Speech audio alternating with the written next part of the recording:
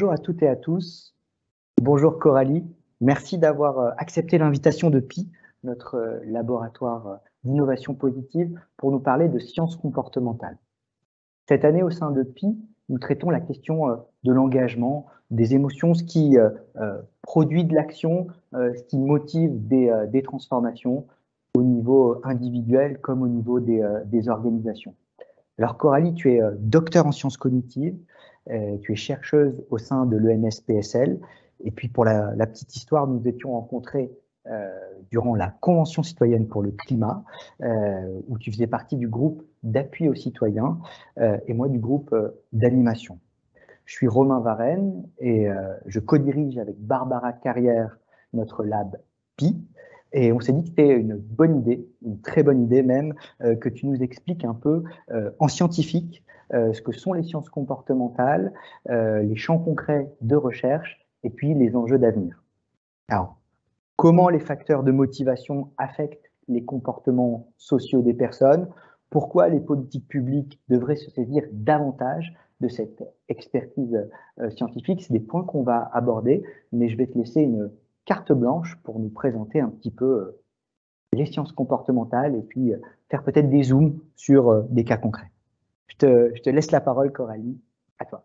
Merci beaucoup, Romain. Merci pour cette invitation. Je suis ravie d'être ici ce soir pour vous parler un peu du lien qu'il y a entre les sciences cognitives, les sciences comportementales et l'action publique.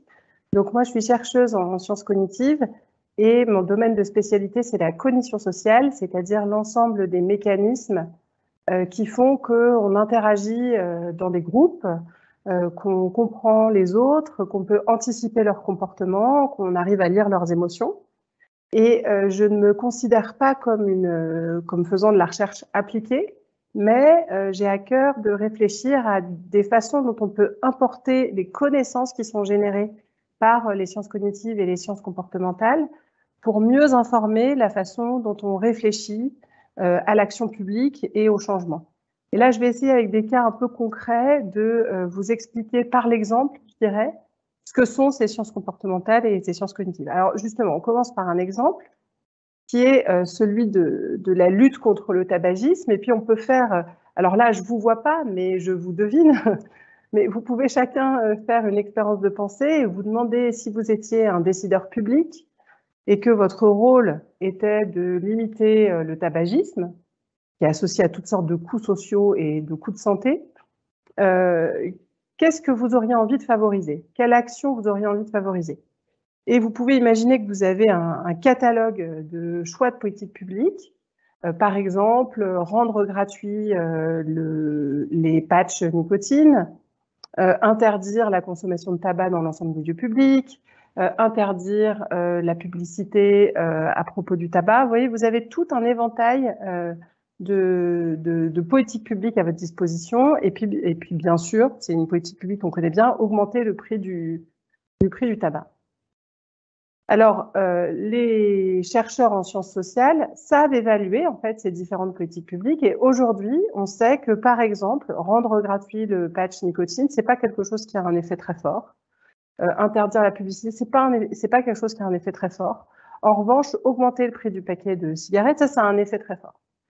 Alors, on pourrait se dire, il y a deux choses à inférer de cette petite expérience de pensée. La première, c'est que peut-être vous aviez l'intuition que il faut absolument interdire la publicité, ce sera très très important pour orienter les comportements, et en fait c'était une intuition fausse. Et puis la deuxième chose qu'on peut se dire, c'est finalement le comportement là, tout fonctionne comme si on était dans un manuel de microéconomie où quand on augmente le prix d'une chose, la demande diminue, puis quand on baisse le prix d'une chose, la demande augmente. Ça c'est complètement classique. Mais la difficulté, c'est que les choses ne fonctionnent pas toujours de manière aussi simple. Donc, je prends un deuxième exemple, qui est l'exemple du don du sang. Donc, le don du sang, c'est un comportement qui est coûteux pour l'individu, qui bénéficie à autrui. Et on a très souvent besoin de trouver des façons d'augmenter le don du sang. Et le gouvernement suédois, dans les années 80, qui était face à une pénurie de sang, a fait le constat à ses dépens que quand on paie les gens, quand on propose une incitation positive monétaire pour augmenter le don du sang, en fait, ça a l'effet inverse, qui est de diminuer le nombre de donneurs et de diminuer la qualité du sang qui est collecté. Alors, comment on peut analyser ça? On peut se dire que finalement, peut-être que la motivation principale des donneurs de sang, c'est de quelque part signaler qu'ils sont altruistes, ils ont envie de faire le bien. Et quand on paie quelqu'un pour faire le bien, on peut douter de sa motivation profonde, et donc ça détruit, si vous voulez, la motivation intrinsèque que chacun a à avoir un comportement vertueux. Quand on vous paie pour avoir un comportement vertueux, on peut plus savoir, est-ce que vous le faites parce que vous êtes vertueux ou est-ce que vous le faites parce que vous êtes payé? Bien entendu, le gouvernement suédois a arrêté de proposer cette incitation monétaire, mais ce qui est intéressant, c'est que c'était pas quelque chose qui était facile à anticiper dans le comportement. Alors voilà, maintenant je prends un autre exemple, qui est un exemple qui est très connu aussi dans les manuels de psychologie sociale, qui est l'exemple d'une crèche en Israël où la direction de la crèche essayait de faire diminuer le nombre de retards des parents parce que, à nouveau, ça a un coût. Le coût des retards, c'est qu'il faut mobiliser des personnels qui ont envie de rentrer chez eux. En plus, on ne peut pas l'anticiper, donc c'est très compliqué pour une structure de s'organiser autour de retards ponctuels. Et donc, ils se sont dit, c'est facile quand on veut diminuer un comportement négatif, si on reprend l'histoire du prix du tabac, quand on veut diminuer un comportement négatif, on augmente le prix. Et donc, ils ont mis en place un système d'amende. D'accord ? Et alors là, je vais vous montrer un graphe qui résume ce que ces chercheurs ont observé. Donc, en noir, vous avez le groupe qui a reçu une amende, donc le groupe de parents à qui on a dit maintenant, si vous êtes en retard, vous paierez une amende. Et puis en blanc, vous avez le groupe contrôle, chez qui on n'a rien changé du tout. Et vous voyez évoluer le nombre de retards en fonction du temps de la semaine. Voilà. Et donc, l'intervention, elle commence à la semaine 5. Donc, on voit que jusqu'à la semaine 5, les deux groupes sont exactement les mêmes, se comportent exactement pareil, avec en moyenne 10 retards. Et puis, au fil du temps, on observe exactement l'inverse de ce qu'on aurait pu imaginer, c'est-à-dire que le groupe de parents qui sont amendés quand ils sont en retard finissent par être plus en retard que le groupe à qui on ne donne pas d'amende. Alors, c'est complètement contre-intuitif. Ça ne va pas du tout dans le même sens que mon exemple avec le paquet de cigarettes. Et quelque part, ce qui se passe ici, et c'est la façon dont les auteurs ont interprété le résultat, c'est que cette amende, elle est perçue comme un prix. Et donc, toutes les personnes qui faisaient attention à être à l'heure pour respecter un certain contrat moral vis-à-vis de la crèche se disent « Ah ben non, mais tout ça, c'est pas grave, je paierai. C'est pas grave, je paierai l'amende. » Et on compense la crèche en se disant que de toute façon, on peut payer.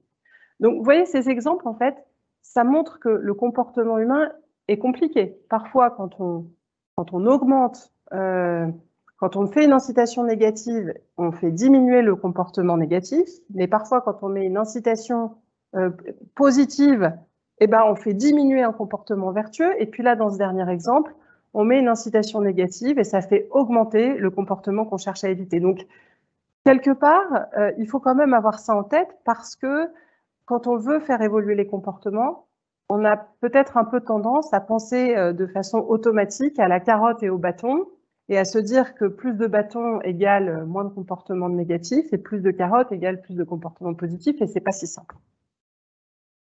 C'est pas si simple parce qu'en fait, il existe ce qu'on appelle des effets Cobra. Les effets Cobra, ça réfère à quoi? Ça réfère à toutes sortes de situations où, en tentant de résoudre un problème, la conséquence inattendue, c'est qu'on l'aggrave. Et alors, pourquoi ça s'appelle un effet Cobra? Eh bien, parce que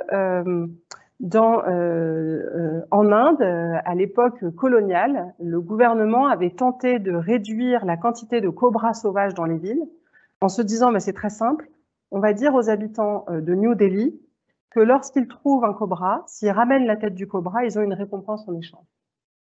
Donc, ça a très bien fonctionné au début, jusqu'à ce que des habitants très malins de la ville se disent « Bon, c'est très simple, en fait, je vais faire un élevage de cobras, et puis je vais leur couper la tête régulièrement, récupérer la récompense, et puis ensuite… » Donc, quand les autorités se sont rendues compte du stratagème, Elles ont mis fin au dispositif.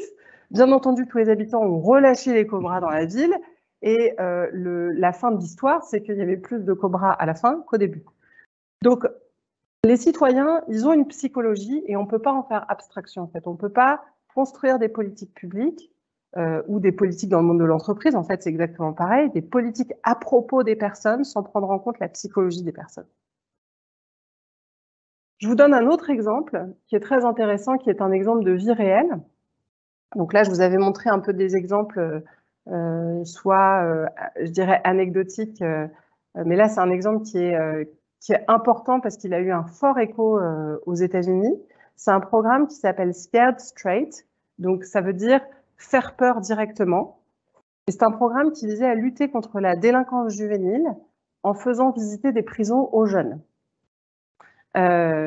Et donc, l'idée, c'était que dès que un jeune commet une infraction mineure, eh bien, on lui fait visiter une prison en se disant qu'on lui fait peur tout de suite, on lui montre tout de suite la conséquence négative de la criminalité, et grâce à ça, on espère que le taux de récidive sera inférieur et que le taux de criminalité baissera.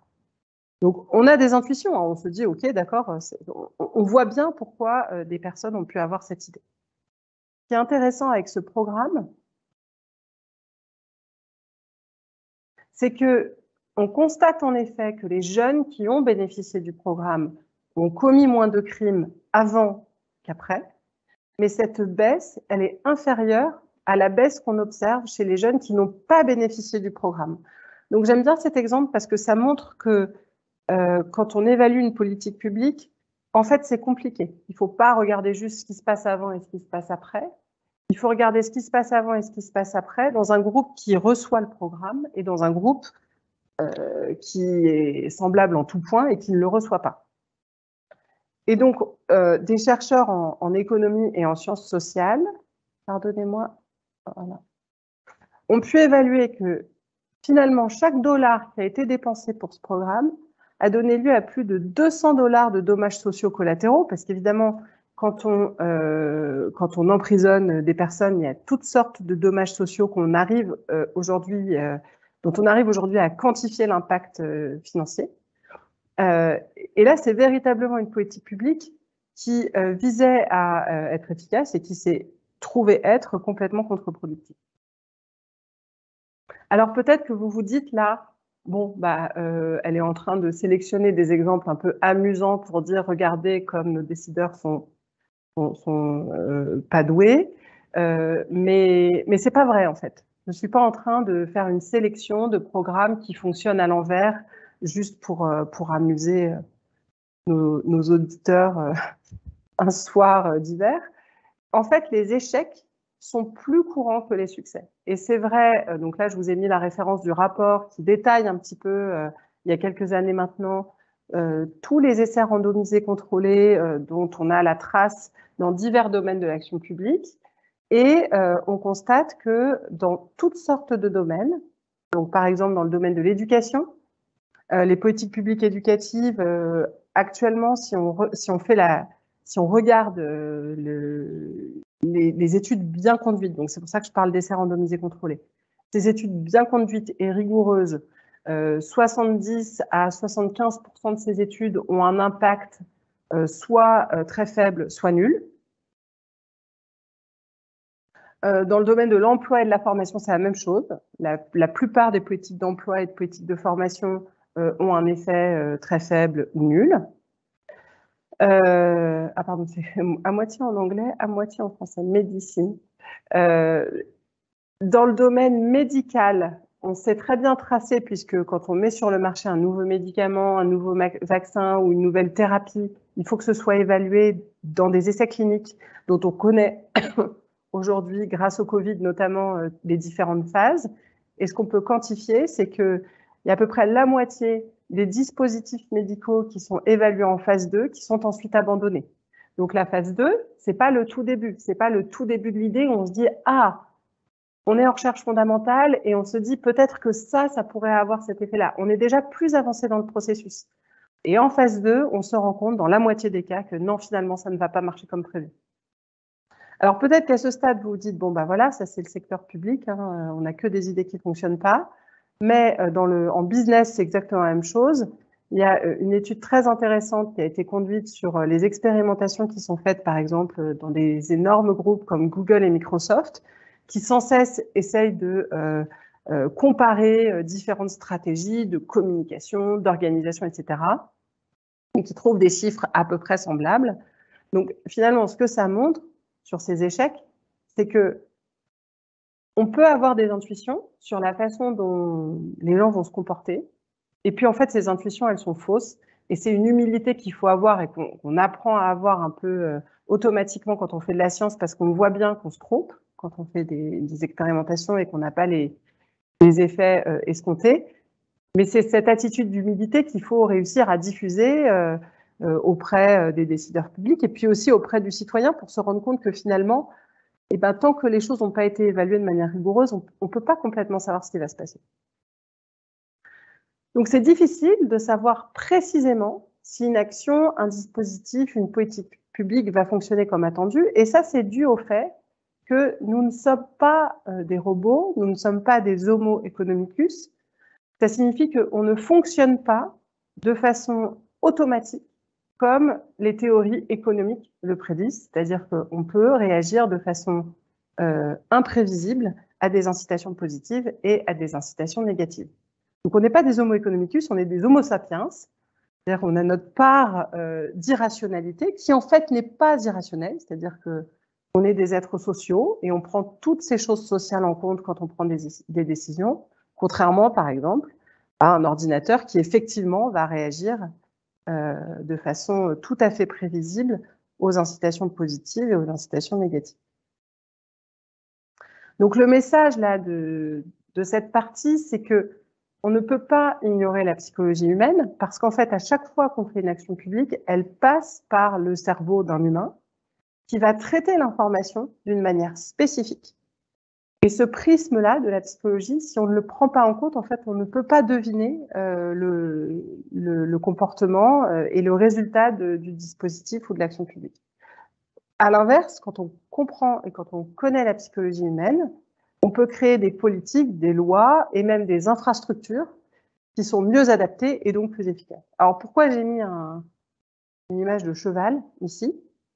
Eh bien parce que en fait c'est un peu la même chose. Je pense que se décentrer un tout petit peu, ça nous permet de comprendre le message. Si on doit créer une infrastructure, une politique ou une loi, c'est un peu plus compliqué pour un cheval, mais une infrastructure pour un cheval, on va prendre en compte la psychologie du cheval. On va prendre en compte comment son corps est articulé, comment les chevaux pensent, comment les chevaux voient. On sait que les chevaux ne voient pas comme les humains. Et donc, il y a un exemple qui est tout à fait intéressant, qui est celui du tunnel qui passe sous la Tamise à Londres. Et ce tunnel qui passe sous la Tamise à Londres, il y a un coude, en fait, un virage qui est assez raide. Et aujourd'hui, pardonnez-moi, aujourd'hui, ce tunnel, il est très accidentogène, il est dangereux. Il est dangereux parce qu'il a été conçu pour des chevaux, parce que c'est un tunnel ancien. Et pourquoi il a été conçu comme ça ? Parce que quand on met un cheval à l'entrée d'un tunnel et qu'il voit la lumière au bout du tunnel, il part en galopant le plus vite qu'il peut, et ça, c'est dangereux. C'est ça qui était accidentogène à l'époque. Donc maintenant, on a changé, c'est plus les chevaux qui sont dans ce tunnel, c'est les humains, et c'est une psychologie différente, un système visuel différent qui fait que pour les humains, c'est ça qui est dangereux, c'est ce virage qui est dangereux. Donc, autrement dit, ce que j'essaie de dire, c'est que finalement, tout ce que je vous raconte là, c'est pas la nouveauté du siècle. Ça fait longtemps qu'on utilise en fait ces outils-là de façon tout à fait intuitive. Et là, finalement, les architectes qui ont construit ce tunnel de la Tamise il y a plus d'un siècle, ils ont fait une infrastructure qui était adaptée à la connaissance que eux avaient de la psychologie des chevaux. Alors, si je transpose ça à un exemple moderne, pardon.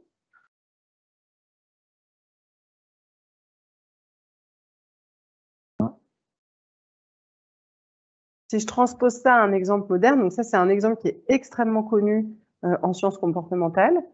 Vous avez ici un virage dans la baie de Chicago, qui est un virage accidentogène. Et il est accidentogène, non pas parce qu'il est très fort, mais parce que la vue est magnifique. Et donc, les gens regardent la baie, parce que c'est très beau, et ils font pas attention au fait qu'il y a une belle vue et un virage, donc les deux combinés, ça crée des accidents. Donc là, ce que vous voyez sur le sol, comme tentative de résolution du problème, ce sont des petites bandes blanches qui se rapprochent de plus en plus. Donc voilà, peu à peu, les bandes se rapprochent. Et pourquoi est-ce que ces bandes ont été posées sur le sol? Eh bien parce que quand on est dans sa voiture et qu'on conduit, si la vitesse est constante et que ces bandes se rapprochent, notre système visuel interprète ça comme une accélération. On voit les bandes qui se rapprochent et donc on a l'impression qu'on va plus vite et donc spontanément on lève le pied. Et donc ce dispositif-là, cette infrastructure, elle a été évaluée. Et au bout de quelques mois, les autorités locales qui avaient mis ça en place ont pu constater qu'effectivement, ça conduisait à une réduction des accidents. Voilà, donc là où j'en suis, c'est finalement de dire et d'insister sur le fait que la psychologie est partout. Et étant donné qu'on est une espèce sociale, j'y ai fait allusion très brièvement, ce qui est peut-être plus important encore que la psychologie tout court, c'est notre psychologie sociale, c'est-à-dire la psychologie qu'on a en rapport avec les autres. Alors peut-être Coralie, merci beaucoup. Peut-être que tu pourrais nous évoquer un cas concret, une politique publique, peut-être pour l'illustrer, la décortiquer. Et j'en profite pour passer un message à nos spectateurs, à nos auditeurs qui peuvent poser des questions dans le chat, dans l'espace de conversation, et on essaiera d'y répondre, enfin, surtout Coralie, à la fin, si on a un peu de temps. Coralie, on plonge dans cet exemple de politique publique. Allons-y. Donc, j'ai pris un exemple sur lequel j'ai travaillé et je l'ai choisi parce que de prime abord, on se dit que ça n'a rien à voir avec la psychologie sociale. Donc, c'est fait exprès pour vous montrer justement que la psychologie sociale est partout. Alors, cet exemple, c'est celui du chauffage au bois. Le chauffage au bois, c'est une cause en particulier en Île-de-France de pollution aux particules fines. Et c'est très difficile de trouver des outils pour diminuer cette source de pollution. Donc, je vais décortiquer un peu pour vous montrer comment nous, on travaille à une interface entre sciences cognitives et comportementales et une politique publique réelle. Donc, d'abord, la première étape, c'est d'identifier le problème. J'insiste là-dessus parce qu'on passe parfois du temps à essayer de résoudre des problèmes qui ne sont pas des problèmes. Donc, moi, j'aime bien poser ça comme première étape, me dire d'abord, est-ce que ce problème est un vrai problème et est-ce que c'est un gros problème? Comme on n'a que 24 heures dans une journée, essayons de nous concentrer sur les vrais problèmes. Dans un deuxième temps, une fois qu'on a vérifié que le problème était un problème, on produit un diagnostic en se disant, au niveau cognitif, qu'est-ce qui se passe? Alors, ça signifie pas que tout le problème est de source cognitive, mais on cherche justement à isoler les freins purement cognitifs. Ensuite, une fois qu'on a identifié les freins, on cherche à identifier des leviers. Et puis, on teste et on interprète les résultats du test. Et cette dernière étape, comme vous l'avez compris, elle est essentielle puisque très souvent, on se trompe sur nos magnifiques idées pour trouver des solutions à tous les maux du monde. Donc, j'y vais, la première étape. Alors, est-ce que le chauffage au bois, c'est un problème? Oui, c'est un problème. Là, vous avez la source des émissions de particules fines en Île-de-France qui est représentée sur ce graphique. Et ce qu'on constate ici, c'est qu'un tiers des émissions de particules fines sont le produit direct du chauffage domestique. C'est surprenant parce qu'on pourrait se dire, oui, en Île-de-France, il n'y a quand même pas énormément de pavillons avec des cheminées, etc. Mais d'une part, l'Île-de-France est vaste et d'autre part, l'Île-de-France est dense. Donc, même si il y a énormément de logements qui ne sont pas équipés de cheminées, même à Paris intramuros, en fait, il y a une part de la pollution aux particules fines qui est causée par le chauffage au bois. Donc, ce problème-là, en fait, on a été contacté par deux administrations, la DITP, la Direction interministérielle pour la transformation publique, qui s'était associée à la Direction régionale et interdépartementale de l'environnement et de l'énergie, la DRIE, d'Île-de-France, pour essayer de réfléchir à des solutions à ce problème. Et pourquoi est-ce qu'ils s'intéressaient à une approche comportementale? Eh bien parce que l'approche à base d'incitation négative avait échoué. Donc Ségolène Royal avait essayé de mettre en place une politique d'interdiction du chauffage au bois en 2015 et ça avait déclenché un énorme tollé. Et l'approche informationnelle n'a pas l'air de fonctionner non plus. C'est-à-dire que on dit, bah voilà, ça pollue le chauffage au bois, mais finalement, les comportements ne changent pas vraiment. Donc, nous, on essaie de produire ce fameux diagnostic des freins cognitifs. Et pour ça, on a commencé par sonder des Franciliens et essayer de comprendre un peu qu'est-ce qu'ils pensaient du chauffage au bois, quelles étaient leurs émotions quand ils pensaient au chauffage au bois, est-ce qu'ils savent à quel point ça pollue ou pas. Et ce qu'on a constaté, c'est que les Franciliens en moyenne ont une opinion positive du chauffage au bois, ils n'ont pas conscience que c'est une source importante de pollution de l'air, on a un certain nombre de Franciliens qui ne croient pas, quand on leur dit c'est une source de pollution, là vous voyez sur ces différents graphiques, qui ne croient pas que c'est une source de pollution, qui pensent que non, c'est une donnée qui est amplifiée, qui est mal présentée. Voilà. Quand bien même on leur explique. Quand bien même on leur explique, on leur dit voilà, ça pollue. Le chauffage au bois est à l'origine de 25% des émissions de particules néfastes à l'environnement et à la santé, soit la même proportion que le secteur des transports. Donc là, on donne la donnée. C'est un petit peu plus élevé en Île-de-France. Et on demande qui le savait déjà, qui est un peu étonné, qui est très étonné, qui n'y croit pas ou pense que c'est faux. Et là, vous voyez la partie rouge du graphe qui montre que parmi les différents types d'utilisateurs de chauffage au bois, il y a quand même une part importante des Franciliens qui pensent que bah non, c'est pas vrai. Donc, qu'est-ce qu'on peut faire face à ça? On va essayer d'identifier des leviers comportementaux. La première idée qu'on a eue, c'était qu'on va essayer de s'attaquer à l'image positive du feu de bois en alertant sur la pollution qui est créée par ce mode de chauffage, avec tout le problème qui est qu'il faut alerter d'une manière qui est crédible, puisqu'on sait que si on donne juste l'information, ça ne marche pas. On sait par ailleurs que les gens sont sensibles aux messages qui concernent leur propre santé. Donc ça a été un tournant, par exemple, dans le diesel, de comprendre que le diesel, c'est pas simplement que ça pollue, mais c'est que ça affecte notre propre santé, la santé des enfants, la santé des asthmatiques, etc. Utiliser les normes sociales pour que chacun puisse se comparer à d'autres et se dire, mais finalement, est-ce que moi, mon intérieur est plus pollué que celui des autres? Est-ce que je pollue plus que d'autres? Et puis, fournir du feedback pour essayer, en temps réel, pour essayer de rendre saillant l'impact du comportement individuel sur la qualité de l'air. Alors, pour faire ça, on a recruté 400 ménages franciliens et on les a équipés tous d'un capteur de pollution qu'ils ont installé dans leur salon. Donc, évidemment, quand ils ont été recrutés, ils étaient au courant qu'on allait leur demander de faire ça. Et ensuite, on les a randomisés en 3 groupes. Ça veut dire qu'on tire au sort chaque ménage pour le mettre dans un des 3 groupes. Le tirage au sort, il est fait pour ne pas biaiser notre échantillon, pour être sûr que nos 3 groupes, en fait, on les a pas orientés, même sans le faire exprès, pour les composer d'une manière qui pourrait être favorable à notre hypothèse. Alors, dans le premier groupe, on a donné aux participants des informations génériques.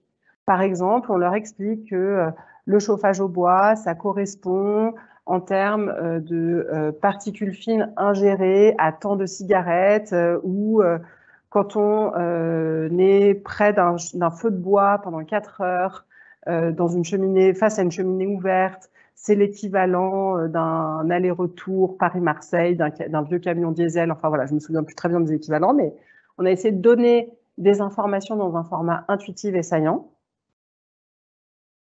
Le deuxième groupe a reçu exactement les mêmes informations, mais en plus, on leur a donné des informations sociales. C'est-à-dire qu'on leur a dit, bah voilà, par rapport au groupe contrôle, voilà où vous vous situez.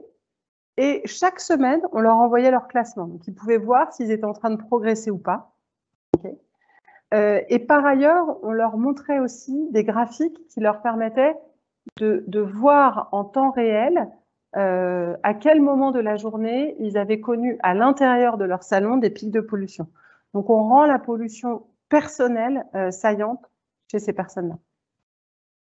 Et puis, le troisième groupe n'avait rien du tout. Pour des raisons éthiques, bien entendu, le troisième groupe, en fin d'expérimentation, reçoit toutes les mêmes informations que le premier groupe et le deuxième groupe.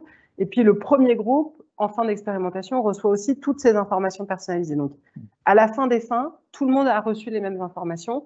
Simplement, on décale dans le temps pour pouvoir comparer un peu les comportements dans ces différents groupes. Donc, c'est une expérimentation qui a été menée entre octobre 2019 et février 2020. Donc, si vous avez un tout petit peu de mémoire, vous pourrez ressentir notre stress parce qu'en fait, on a failli avoir une expérimentation très perturbée par l'annonce du premier confinement. Ça s'est fini juste à temps. Voilà, donc ici, je vous montre les résultats. Vous avez le déroulement de l'expérimentation en fonction des semaines. Vous voyez la moyenne de pollution aux particules fines à l'intérieur du logement des gens. Et à la semaine qu'on appelle semaine 0, on envoie le premier message. Et ensuite, on compare, en fait. On voit le comportement des trois groupes. Donc, ceux qui reçoivent l'information générique, ceux qui reçoivent une information sociale en jaune et le groupe contrôle en bleu. Ce qui est tout à fait frappant dans ce graphique, c'est que les deux courbes bleues sont superposées. Autrement dit, tous nos efforts d'envoyer des messages, quand même écrits aux gens chaque semaine avec des super flyers qui donnent plein d'informations sur le chauffage au bois, ça n'a eu strictement aucun effet sur le comportement. Ceux qui ont changé de comportement et qui donc ont une pollution inférieure dans leur logement sont ceux qui ont reçu une information sociale, c'est-à-dire à la fois voir que chez moi, il y a de la pollution, je visualise les pics, et aussi prendre conscience du fait que d'autres font mieux. Quelque part, ça donne un peu de pouvoir pour se dire « Ah oui, peut-être que je peux changer les choses ». C'était le deuxième groupe, ça, Coralie? C'est le groupe en jaune. Le groupe en jaune, c'est celui qui a reçu information sociale. Donc, le groupe en jaune, c'est le seul qui est inférieur en termes de pollution aux deux autres. Il y a des pics. Hein. Alors, les pics, ça représente... Le premier pic, ça doit être le Nouvel An. C'est ça. Donc, le Nouvel An, c'est... les gens fument à l'intérieur. Et puis, il y a des choses comme ça qui se passent. Et puis, le deuxième pic, c'était un pic causé par les épandages, l'agriculture, voilà, souvent. Donc, on les observe dans les trois groupes, donc ça montre que nos capteurs fonctionnent bien. Par contre, le groupe social, il est inférieur. Donc, ce que ça montre là, c'est que être informé, ça ne suffit pas toujours. Et donc, je vais essayer de vous donner un exemple un peu plus grand angle pour finir, pour montrer à quel point tout ça est pertinent au-delà de l'exemple ponctuel que j'ai décortiqué là sur le chauffage au bois. Donc l'exemple, c'est celui du climat. Donc, bien entendu, le préalable indispensable pour que les comportements changent en matière de climat, c'est de savoir que le changement climatique existe et qu'il est causé par des activités humaines. Bon, bah ça, c'est sûr qu'il faut le savoir. Néanmoins, une fois qu'on le sait, on peut maintenant prédire que ça va pas suffire. Et de fait, 88% des Français pensent que les choses n'avancent pas assez vite en matière de lutte contre le réchauffement climatique. Et pourtant, on voit bien que dans les actions individuelles, on n'est pas chacun en train de faire le maximum. Et l'une des raisons, comme vous vous en doutez maintenant, c'est que c'est une des raisons sociales. Alors, être bien informé ne suffit pas toujours, d'abord parce que c'est difficile de manipuler des statistiques, on l'a vu là pendant la pandémie, c'est difficile de comparer des ordres de grandeur, c'est difficile de prendre en compte plusieurs facteurs en même temps. Donc, est-ce que le transport, comment je fais une moyenne entre le CO2 produit par le transport, le CO2 produit par l'emballage, le CO2 produit par la création de tels vêtements, etc. Donc, il faut qu'on apprenne à communiquer dans un format intuitif et facile à comprendre des données qui, en réalité, sont complexes. Donc, les citoyens de la Convention citoyenne pour le climat, ils ont proposé notamment l'idée de faire ce qui serait l'équivalent du Nutri-Score pour le climat. Donc, ça, c'est vraiment une idée qui est de nature à aider à la compréhension de ce qui véritablement pollue ou pas. C'est l'idée d'un CO2 score. Voilà, un CO2 score, exactement. Donc, de la même manière que le Nutri-Score, où il y a le gras, le sel, le sucre, là, il y a de multiples paramètres qui déterminent l'impact environnemental d'un produit ou d'une action, le transport, le mode de production, les déchets, etc. Et en fait, quand on n'a pas ces informations, on peut être tenté de se dire que plus on fait des efforts, plus ça a un impact. Parce que dans la vraie vie, souvent, c'est vrai, quand on fait beaucoup d'efforts, ça marche mieux. Mais en matière d'environnement, c'est pas vrai, en fait. C'est pas le fait de faire beaucoup d'efforts qui détermine à quel point on a un impact. Je prends juste un exemple pour illustrer ça, qui est l'exemple de l'alimentation. Si je me prive de bœuf ou de porc ou de poulet, quelque part, je fais un peu le même effort. Et pourtant, l'impact, il est tout à fait différent. les ressources nécessaires pour produire 1 kilo de nourriture et les émissions de CO2 et la quantité d'eau nécessaire pour produire 1 kilo de ces différents aliments, c'est tout à fait différent. Et ça, notre psychologie, elle peut pas l'anticiper.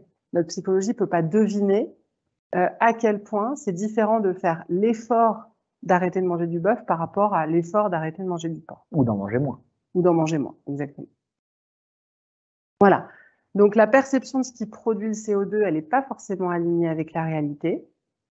Et en fait, on sous-estime toutes sortes d'émissions, en particulier dans le domaine alimentaire. Donc là, c'est une expérimentation qui a été faite où vraiment on sait que ça fonctionne. Donc moi, je suis ravie que les citoyens aient proposé cette idée du CO2 score, parce qu'il y a des preuves expérimentales que si on arrive à montrer de façon intuitive à quel point un produit, notamment alimentaire, produit du CO2, et ben ça change les comportements.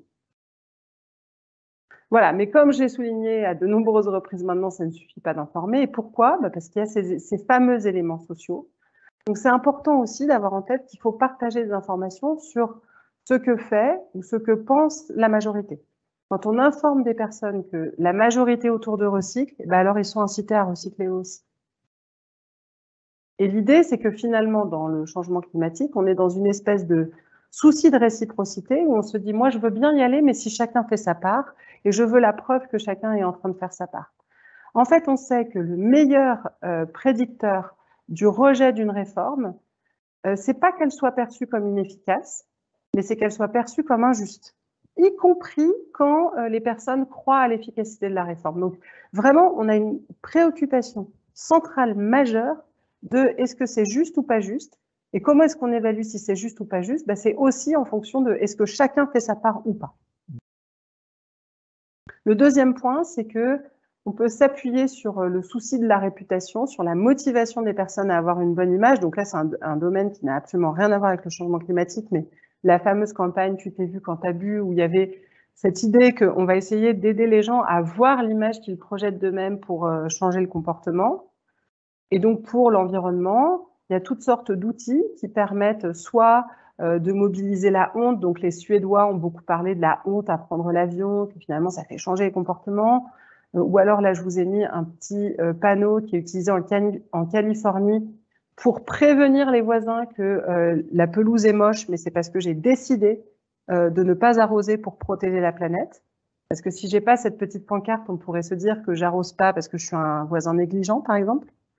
Et puis le dernier exemple, c'est un exemple cette fois-ci anglais, où les personnes qui font l'effort d'acheter un véhicule moins producteur, moins émetteur de CO2, ont la possibilité de le marquer, de le noter, parce que finalement, les véhicules peu émetteurs ou très émetteurs, ils se ressemblent un peu.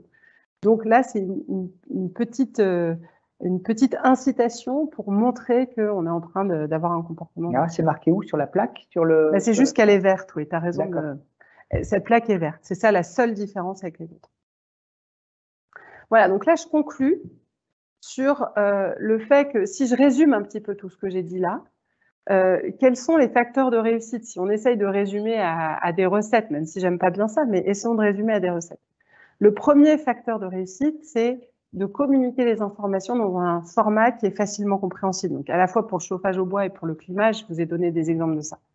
On évite les statistiques, on agrège les facteurs multiples quand c'est difficile de faire une moyenne, on donne des points de comparaison qui sont faciles à comprendre, on communique au bon moment, on attire l'attention des gens, on essaye de rendre les informations les plus pertinentes, saillantes. Voilà, ça c'est le premier paquet. Le deuxième paquet, le deuxième facteur de réussite, c'est de s'appuyer sur la psychologie sociale. Et les questions qu'on doit se poser là, c'est est-ce que les citoyens ont en tête les bonnes normes sociales ou est-ce qu'ils pensent à tort que les autres ne sont pas prêts à agir? Est-ce que le changement visé va améliorer l'image de chacun? Et si c'est pas le cas, ben comment faire pour aider à ce que la norme change et que chacun puisse montrer sa vertu, entre guillemets? Les citoyens peuvent-ils signaler leurs intentions et leurs efforts aux autres? Le niveau de contribution de chacun est-il connu? Est-ce que chacun fera sa part?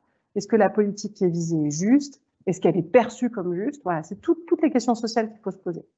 Et alors, si je résume encore plus ma recette, je m'arrêterai ici. pour que ça reste dans vos esprits, finalement, on va résumer à un acronyme, FAST. Quand on essaie de mettre en place un dispositif qui vise à changer le comportement ou une politique publique, il faut que ce soit facile, il faut qu'on ait réfléchi à comment on attire l'attention sur ce dispositif, est-ce qu'il est socialement engageant, est-ce qu'on a réfléchi à tous les éléments sociaux, est-ce que le timing de présentation est opportun. Parce que vous avez vu, si je reprends l'exemple du chauffage au bois, que suivant qu'on présente l'information de façon synchrone ou asynchrone, bah, finalement, ça n'a pas les mêmes effets sur le comportement. Et donc là, je veux juste signaler un élément de copyright. Cet acronyme, la FAST, il n'est pas de moi. C'est une équipe anglaise qui a mis cet acronyme au point. Donc eux, ça s'appelle EASY. Donc ils attirent l'attention sur le fait que ça s'appelle EAST, pardon. Toute politique publique doit être easy, attractive, social and timely. Donc ça fait EAST à la fin. On peut le traduire en français par FAST. Super, donne un peu la même chose. Voilà, je vous remercie de votre attention. Merci beaucoup. Parmi les questions qui ont été posées par l'assistance, je vais en sélectionner deux, j'en prends deux. Une première, bon, il y en a d'autres, bon, il y en a plein qui arrivent. Une question sur le degré de formation des architectes des politiques publiques dans les ministères aux sciences comportementales ou sciences cognitives, dans quelle mesure ils sont formés à ça, dans quelle mesure ils pourraient l'être plus. Je ne sais pas quelle est ta vision, toi, du niveau moyen ou oui, en France, peut-être aussi en comparaison avec d'autres pays. Ouais, je pense que c'est très variable d'une administration à l'autre. Donc, j'ai cité la DITP, la Direction interministérielle de la transformation publique, qui est totalement à la pointe sur ces sujets et dont une des missions est précisément de former d'autres administrations à ces approches. Et ensuite, il y a un certain nombre d'agences, donc par exemple Pôle emploi, qui a sa propre agence dédiée avec des gens qui sont bien formés à ces outils-là. Mais ensuite, dans d'autres administrations, le degré de connaissance de ces approches-là est encore faible et bah, il faut faire un effort d'acculturation et puis de pédagogie, je dirais. Est-ce que c'est davantage une question d'équipe de spécialistes ou de sensibilisation beaucoup plus large des décideurs, enfin, entre le fait d'être pointu et le fait de connaître les bases très largement? Qu'est-ce qui est... Moi, j'ai l'impression que ce qui détermine si une administration s'approprie ces méthodes, c'est est-ce que oui ou non, elle a eu la possibilité de le faire une fois.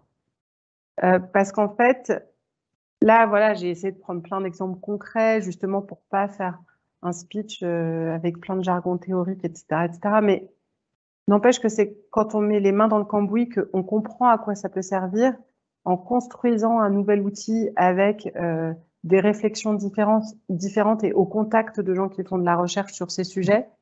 Là, on prend la mesure de à quoi ça peut servir.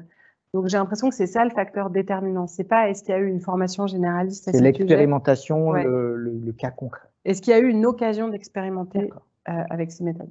Très bien. Deuxième question qui nous plonge dans l'actualité. Si on transpose ces concepts à la pandémie actuelle, peut-on imaginer une couverture vaccinale complète sans passer par la contrainte? La question de la contrainte par rapport au vaccin, ou peut-être un peu plus largement, cette question de la crise Covid, s'il y a des choses à en dire, des choses que tu peux nous dire.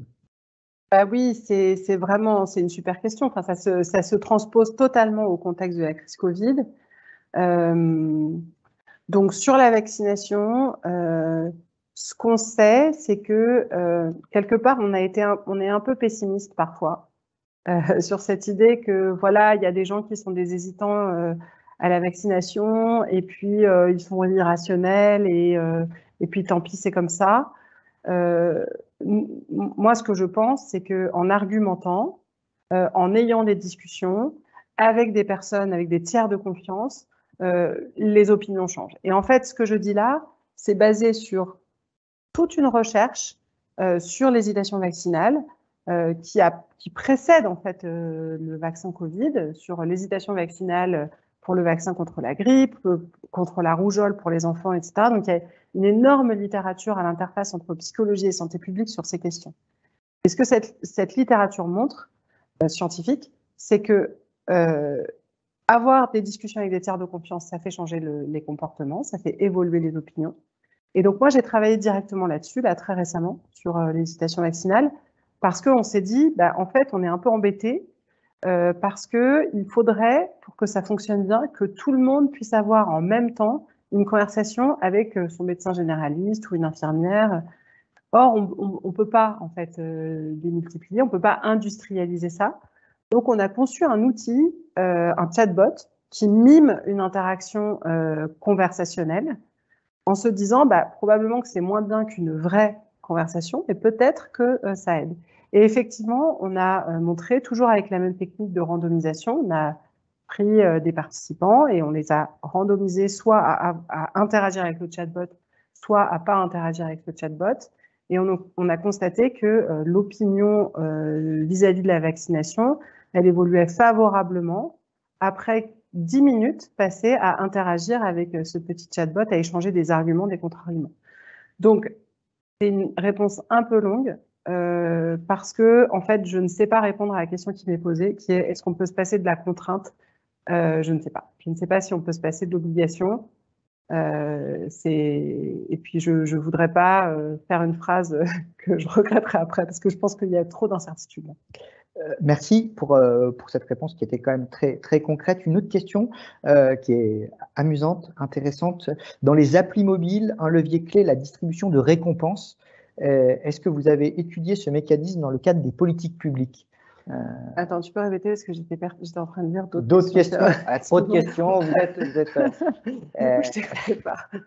Non, dans les applis mobiles, il y a des logiques de récompense dans les jeux ou dans les applications de manière générale. Est-ce que ça s'applique aussi aux politiques publiques, ces dispositifs de plus et pas de moins? Oui, ça c'est tout un domaine que je connais assez peu. Donc ça s'appelle la gamification. Donc comment fonctionne.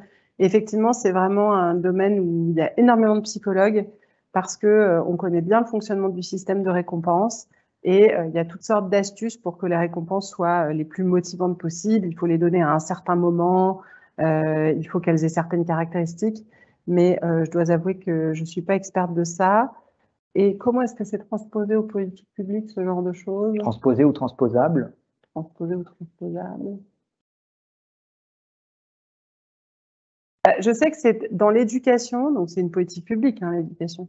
Dans les politiques publiques éducatives, quand on s'appuie sur des technologies d'éducation, la EdTech, elle s'appuie beaucoup là-dessus. Et en fait, on voit, là, c'est pas dans le domaine du public, mais par exemple, Duolingo, l'apprentissage des langues, c'est ça? L'apprentissage des langues, c'est super bien gamifié avec des petites récompenses, des paliers.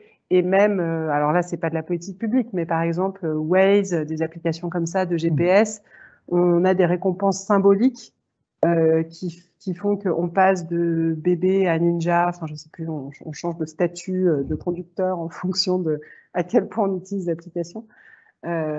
Donc c'est tout à fait transposable aux politiques publiques. Ensuite, il faut quand même avoir une réflexion sur qu'est-ce qu'on cherche à accomplir et est-ce qu'on est en train d'utiliser ces outils pour quelque chose que les citoyens souhaiteraient par eux-mêmes sans l'implémentation de cet outil.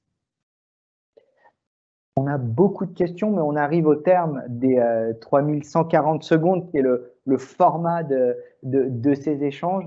Donc, je pense qu'on va s'arrêter là, noter ces questions, remercier surtout Coralie, merci beaucoup. Je pense que tu fais des merveilles en apportant des éléments scientifiques et en les communiquant de manière très simple et très concrète. Et ça, je pense que c'est formidable, parce que déjà, on avait ressenti dans la Convention citoyenne pour le climat et encore aujourd'hui. Merci à tous nos auditeurs, participants. On va vous souhaiter une très bonne soirée et se retrouver pour un prochain événement PI très bientôt. Merci. Merci beaucoup.